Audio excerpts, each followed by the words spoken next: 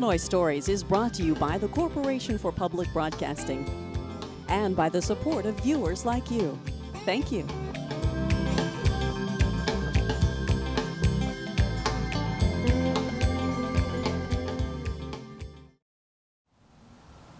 Hello, welcome to Illinois Stories. I'm Mark McDonald in Springfield at the Illinois State Military Museum.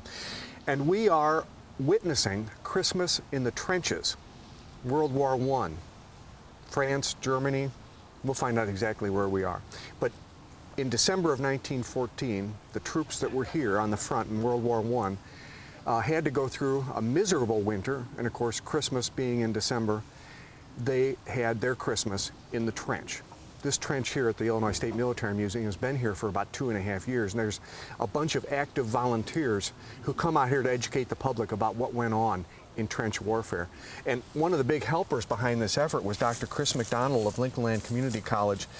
Political science is your specialty, but you actually became interested in World War I and trench warfare even as a little kid. Yeah, I was about 10 or 12 when my dad first took me to the trenches, yeah. Yeah, and your great-grandfather, I guess. My great-grandfather. Was a British troop? Yeah, he was in the Gordon Highlanders, and he died in the First World War. Yeah. So you became interested in it and actually even helped them, you consulted with them when they built this trench. Yeah, I put together some documents and helped them out, came and helped dig a little bit and set this thing up. Yeah, it's, I didn't do very much work, they did most of the work, but I brought books. Well, yeah, that's what a professor should do. But you learned from experience, because out at Lincoln Land, out at your campus, Lincoln Land Community College, you actually had experience because you built a World War I trench out there. We did. And you built it differently than this because you dug the entire thing down to about a 6-foot level. Yeah, about 7 or 8 feet actually. And we kept it up for a year or two. Just very difficult to maintain. This one's a much more manageable size, and there are people maintaining it. So yeah, I learned from experience. Yeah, and you have to use your imagination here a little bit, because as we see this boarded up here, this probably wouldn't have looked like this. This would have been dug down deeper. Yeah, it depends. I mean, often they were dug down into the ground, but often also where we have a ridge like this, there were indeed dugouts and things built in. So this is not an unreasonable setup. In fact, this was built, designed based on some photographs that I had of one particular setup where there was an old railway bank and they dug into the back of it. And, you know, having dug the trenches that you saw, it's quite nice if you can use the natural terrain or pre-dug things. So very often, yes, dug down out of the way, but this is not unrealistic. Well, these soldiers, I mean, they were issued these little shovels, right? And these were all dug by hand, all of these trenches. So if you could find a relief area where you didn't have to dig quite as much dirt out, precisely. You were golden, precisely, right? Precisely, okay. Yeah. And you had protection earlier. Yes. Let's take a little walk, and we talked about the December of 1914 as being the truce year, and we'll discuss that as we go. Absolutely. Okay, you first, Doctor. Thanks. And of course, they would have had votive candles, very possibly, on Christmas, just to remind them that this was a special day. In fact, in the German trenches, large numbers of Christmas trees were shipped to the trenches for the soldiers. To some consternation, but indeed, small Christmas trees were distributed all along the front. Well, you know, morale you got to keep morale up somehow. You just got to do it. I think perhaps warm food would have been a better but certainly Christmas trees. We thought warm feet. Maybe. Okay, after you, Doc. Says first Australian tunnels right in there. Yeah, watch your head and also the cameraman, because this sticks out way down here. Okay, we've encountered some of our first soldiers here. Now, these soldiers are all from different countries. That wouldn't have happened in the same tunnel, would it? No. What we do here in the exhibit is to allow for demonstrations of different nations and things like that. You know, we've got them in a compact area. Although there was considerable fraternization in certain locales over the Christmas period in 1914. Not universal. But certainly there was contact between French and German and British and German troops at that point. But no, what we do here is, you know, we have a number of, it allows different uniforms and different equipment to be demonstrated. After you again. All right. So we're moving through the German bit. And okay. This is the German area right here? Right. Okay, well, we'll speak softly then. We don't want to wake him up. This would have been a typical source of heat right here. This is. Actually, in frontline trenches, it usually wasn't possible to have braziers or oil burners. If there was, it may have been charcoal, because this would have given off smoke, and smoke would have given something too much detection, So in the frontline fighting trenches, it would have been fairly uncommon to have any form of fire. In the reserve lines, much more possible. Yeah, but certainly nothing nothing more sophisticated than this, probably. Okay. We can take a look right behind this fella here, and you can see that this is probably a typical bunking area, or a place just to get out of the weather. I'm not sure what that'd be used for. Is that appropriate? Yeah, I mean, this one, is set up as a dugout or a sort of an officer's shelter. Typically, they would have been, heavily reinforced against shell fire, and somewhere to sort of crawl out of the worst of the weather. Not particularly comfortable, of course, yeah. but somewhere. Christmas tree decorated in there. That's right. Oh, wow. After you. Okay. So we have a trench periscope. Okay. When the truce is not going on, looking over the parapet was somewhat hazardous, of course. Without the truce.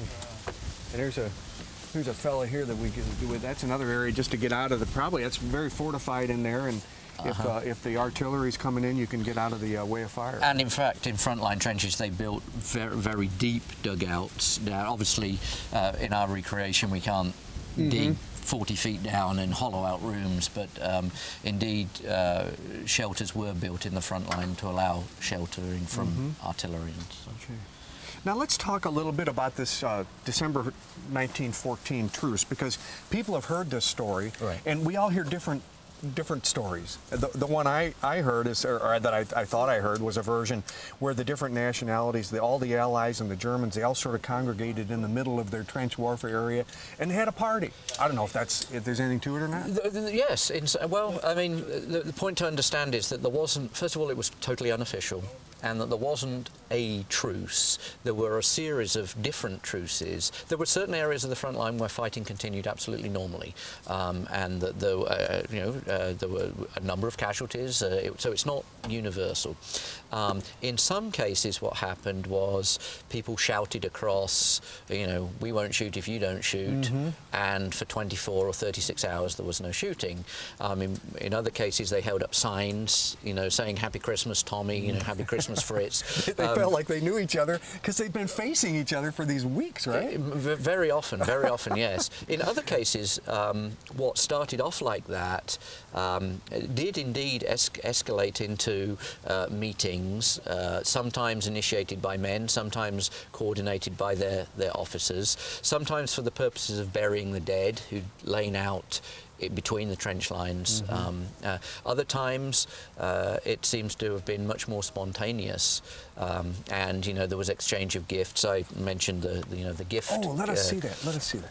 Well, this is every British soldier in 1914 was, every Empire soldier was given a tin from. Would you turn that toward the camera? Sure. Yeah. Princess Mary. So you can see, it says Christmas 1914, and it has the princess's face on there. And what it contained was a Christmas card from. If I can open that up there. Okay. Princess Mary, you can see from the Princess Mary and the friends at home. A photograph of the princess, and then. So she was young, and can we see that photograph? Yeah. She was young and beautiful at the time, wasn't she? Okay, that's Princess Mary. And then, depending on the content varied a little bit. This one has pipe tobacco and cigarettes. There were others for non-smokers that had candy, sweets and chocolates, and they had a pencil and stuff in. And it's a nice little tin as well. Once the contents are gone, it becomes nice waterproof, very practical. You can keep your matches and your cigarettes in it, and it's more or less waterproof. And this is the real deal. This is not a knockoff. This is actually from 1914. Yes, it is. That's beautiful. Yeah, that's not. Yeah, and you also had some cards. Do you have the cards? Yeah, I had some. I just brought some postcards. There was quite an industry you know. You mind if I show those? Absolutely. Okay, let's take a look at the first one. A Merry Christmas. And would this be home from a British soldier? Probably, although this one, given the nature of it, it was actually probably not sent from the front. This is probably one made by a serving soldier at Christmas to send to his family. And if you look at the message on the back, you know, how's this for one? Love to all. So it's this one, and as this one is written in English on the back, and the postcard is, it's probably made. This one is a slightly more fancy one, again probably made in Britain, and it's sent to family. It's printed up. It's for a particular regiment, the Gordon Highlanders. And this is actually your great-grandfather's. Indeed. Because his name is in there, J. McDonald. All right. Wow. Well, you've got to treasure that. Yes, yeah. That's a terrific piece of family history. Well, you know, we're going to spend a little time visiting with these guys because every one of them has, I think, their own identity, you know, and they have their own rank in whatever service they're in. These guys put a lot of effort into. Yeah, and they know what they're doing, don't they?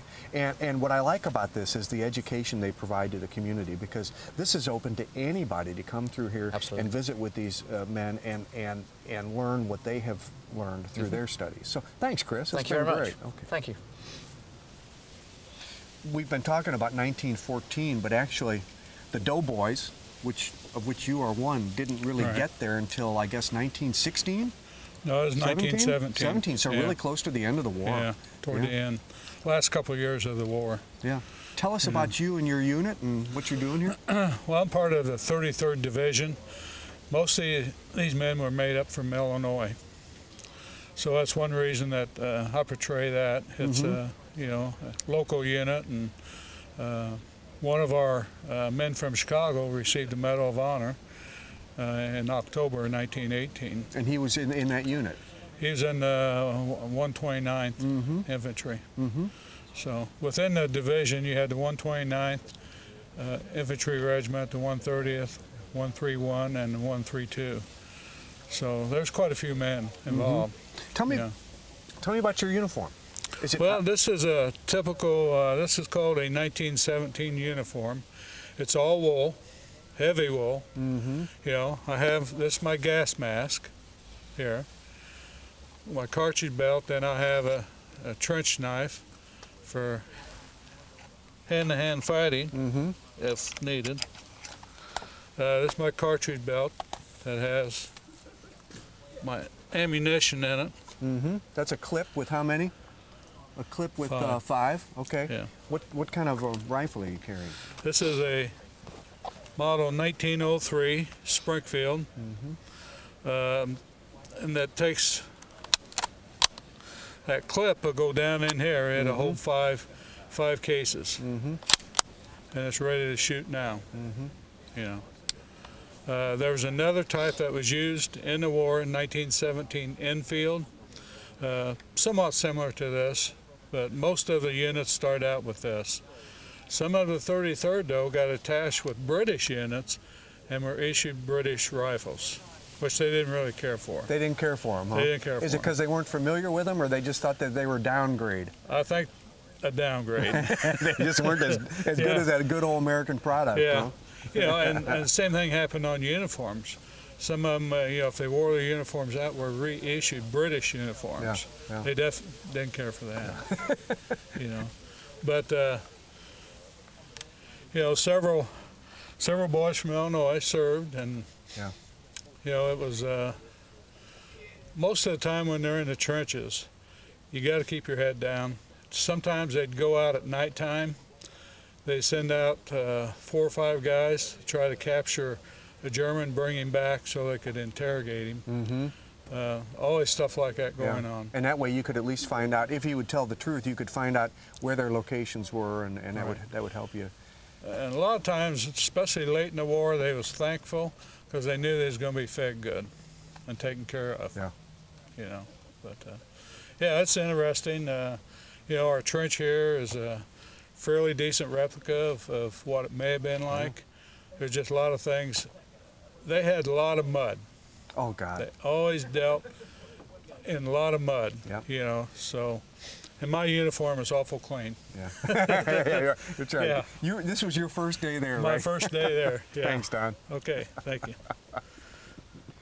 What does that allow you to see?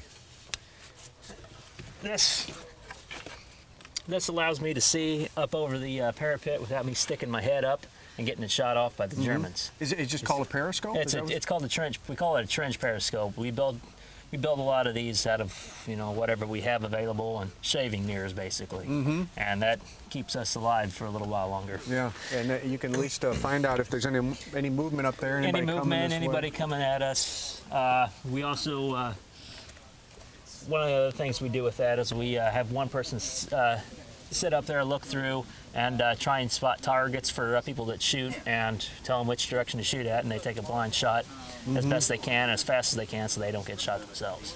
You're a U.S. Marine, right? I am a United States Marine. Was it unusual for a U.S. Marine to be in these trenches? Not at all. Not at all. We were sent over, I do believe the 6th Marines were sent over in the first wave of American Expeditionary Force to come over to France in 1917, and the 5th Marine Regiment followed shortly thereafter, followed by a couple other regiments, which formed the 1st Marine Expeditionary Division, which would later become the 1st Marine Division. Really? Yes. Any famous stories from this war or French warfare? One of the most famous stories with the Marine involvement in World War I was at the Battle of Bellewood. Some of the greatest quotes in Marine history were said at the Battle of Bellewood. Some of the most famous Marines in history fought at the Battle of Bellewood. Bellewood? Bellewood, yeah. Sergeant Major Daly got his 2nd Medal of Honor at the Battle of Bellewood. Major Lloyd W. Williams was actually said a very famous quote. He was an officer from the 2nd Battalion, 5th Marine Regiment. When ordered to retreat, when they first got to Battle of Bellewood, a French officer told them they needed to retreat. His reply was, retreat, heck, we just got here. And they went on and pressed on, and they eventually won the Battle of Bellewood. He entered the Battle of Bellewood as a 2nd lieutenant, or no, a 1st lieutenant, I'm sorry. And by the time he died in the Battle of Bellewood, 3 days later, he had been promoted to major. Wow. Yes. So he was a very famous Marine in that battle, and that became our regiment's quote. Retreat, heck, we just got here. Yes. That's terrific. Yes. So, I mean, we have a very strong history at the Battle of Bellewood, and it couldn't have been won without us, I like to say. Okay. Thank you. Yep, you're welcome. Well, we discussed this, or we mentioned it earlier, but we talked about this truce, this Christmas truce in 1914. And come to find out that one of the French soldiers here that we met actually did fraternize and party with some of the German soldiers during that truce. Absolutely, absolutely. Well, the impression I do and the story I tell are the Frenchmen from 1914 in the trenches in World War I. And the first year of the Great War was the largest truce that happened. It was the first time in the modern 20th century that you had combat troops on the front lines decide to put down their arms and celebrate Christmas together. And so I portray one of the troops in the French sector, would have been across from the Germans, and the uniform I wear is the early war uniform. They changed the uniform later in the war, but in 1914, this is what you would have seen the French go to war. It was a bright red, very ornamental uniform. They changed that to horizon blue later on, and the uniforms changed, but we tried to portray soldiers in 1914. What's in your cup? This is an example of when we met in no man's land during the Christmas truce. The French and the German troops would exchange gifts from home, care packages, and a lot of that was cigars, cigarettes, tobacco, and liquor. We would exchange French wine for German liquors and schnapps, and so that was very common. And they actually moved into each other's trenches and celebrated Christmas together. What's this? This is a Baron Jaeger, like a honey liquor, which would have been common of the liquors or the schnapps at that time that the German troops would have had in the front lines. So these troops behind you, these German troops, brought you a little honey liquor, and you give them a bottle of wine? Yeah, the French troops had a surplus of red wine. They were issued in their canteens every day, and so they would exchange with the German troops during the truce this and care packages, breads, chocolates, food from home, and then we would get the same thing from the Germans. I imagine, trench warfare is very tough, but it's also deadly dull sometimes because you got all this time on your hands, right? Yes. There's probably quite a bit of drinking going on. Yes, in some of the quiet sectors and some of the mountainous regions there was quite a bit of troops to kill the boredom. There was drinking during the day to calm your nerves, smoking tobacco, writing letters home, just a lot of monotony during some of the slow periods of the war before the offensive started. Well, I don't want to bore you, so go ahead and have another sip there. Great. We're going to go visit with your fellow partiers, the Germans over here. Great, absolutely. Well, thanks for coming out. Thank you. You bet. Well, how long have you been stuck in this trench? Well, my comrade and I have been in the trench for maybe 3 or 4 months or so. Very, very bad conditions. It is nice to be with other kameraden from the other side of the trench. Your English is excellent, let me tell you. Danke, thank you. Thank you for the accent. Now we know that we're dealing with we're in a German trench now, right? Yes. Carl, we're sort of been concentrating on the Christmas spirit because of the truce of 1914. Yes. And I guess it's well known that you all, while the fighting was fierce, you were able to take that day or those days and drop the animosity and actually share some goodwill. You're absolutely correct, yes. Lay down our arms and just celebrated the season with our brothers in arms. Mm-hmm.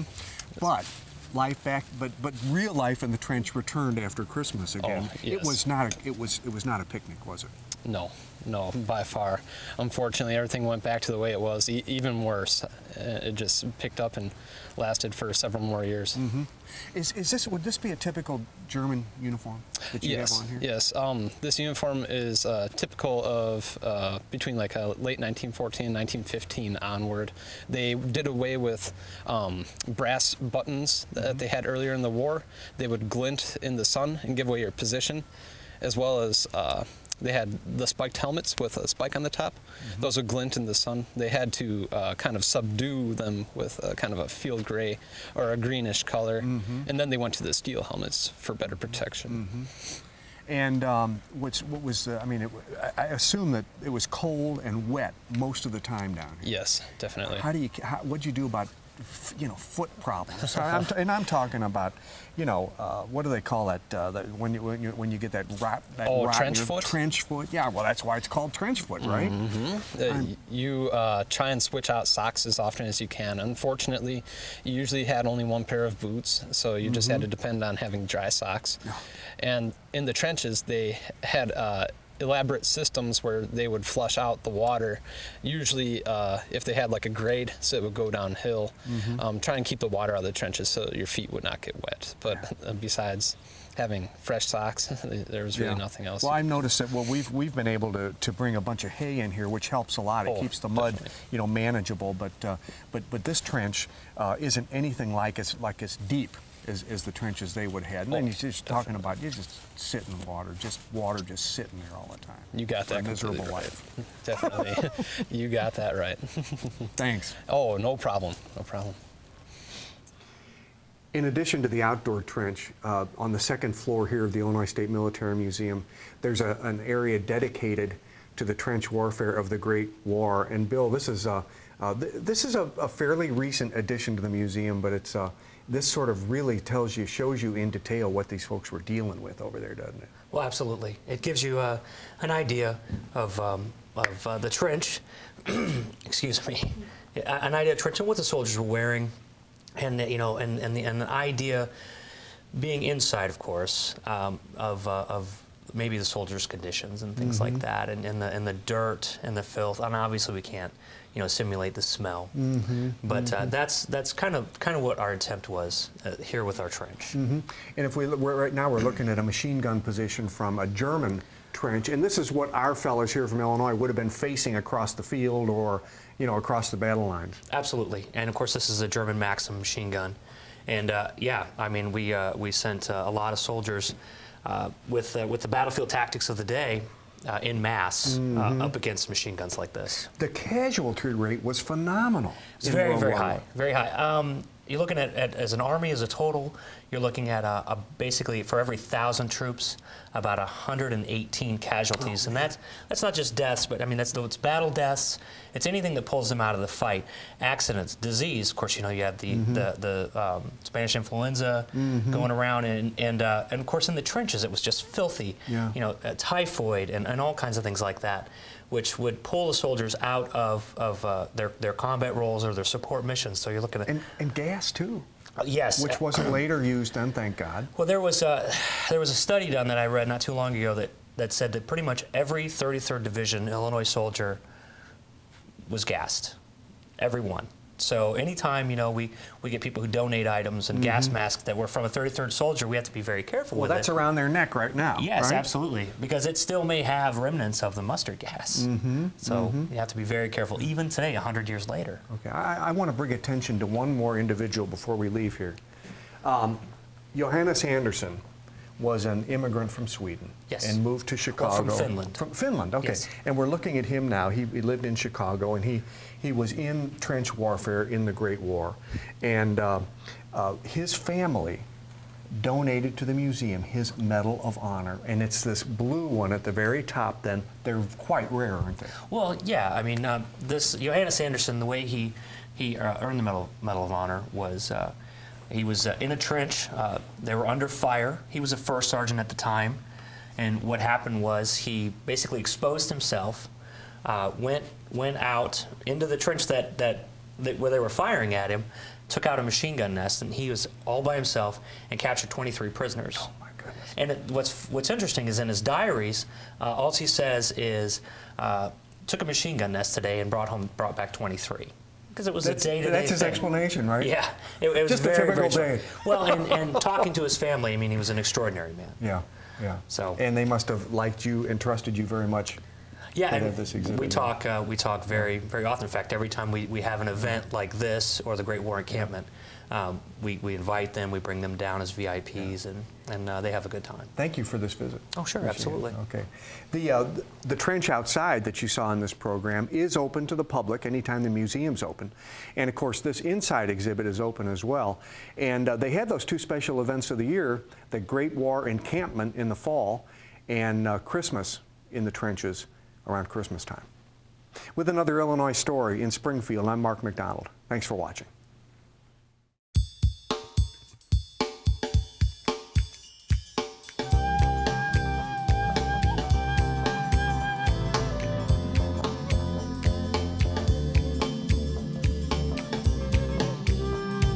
Illinois Stories is brought to you by the Corporation for Public Broadcasting and by the support of viewers like you.